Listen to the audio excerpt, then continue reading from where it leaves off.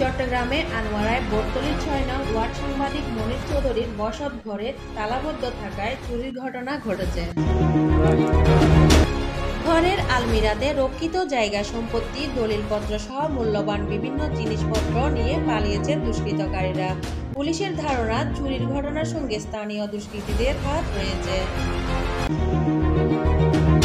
এটা আমার স্থানীয় বাড়ি। আমার বাবার নাম সালেম চৌধুরী। এটা মাজারপাড়া ৬ নম্বর ওয়ার্ড ধরে। এর আগেও ২বার চুরি হয়ে গেছে। আমার কতগুলো মেজানের ড্যাগ নিয়ে গেছে, কিন্তু এর পরেও আমি কোনো অ্যাকশানে যাই নাই। কিন্তু প্রত্যক্ষ পরোক্ষভাবে আমি রিপোর্ট পাচ্ছি স্থানীয় কতিপয় লোক জড়িত আছে।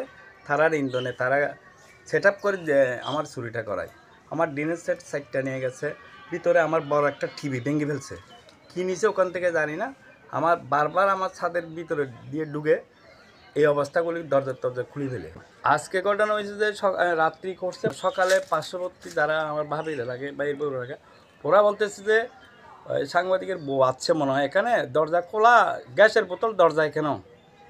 এই গ্যাসের বোতলগুলো দরজা অল্পের মধ্যে খোলা দেখে তখন ওরা হইচই করছে, আর ওরা ওদিকে চলে গেছে। এখান থেকে একটা লোক বাইরে গেছে, দু একজন আমাকে স্টেটমেন্ট দিচ্ছে, পাশের লোকেরা জড়িত আছে, একজনকে দেখেছে। এভাবে স্টেটমেন্ট। আমি কিন্তু এখানে থাকি না, আমি খবর পাই টাউন থেকে এখানেই যাচ্ছি। এখানে স্থানীয় কতগুলো শত্রু আছে, তারা আমার জায়গা জমি নিয়ে আমাদের সাথে বিরোধ আছে বিদায় আমাকে এই হয়রানিগুলো করাচ্ছে। প্রশাসনকে সুনির্দিষ্ট প্রমাণাদি উদ্ধার করে যথাযথ ব্যবস্থা নেওয়ার জন্য আমি সরকারের এবং প্রশাসনের প্রতি বিনীতভাবে অনুরোধ করছি।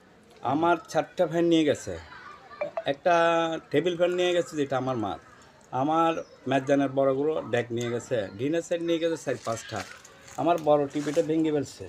প্রত্যক্ষ পরোক্ষ আমি ইনকোয়ারি পাচ্ছি, আশেপাশের লোকেরা এই ঘটনাটা করাচ্ছে।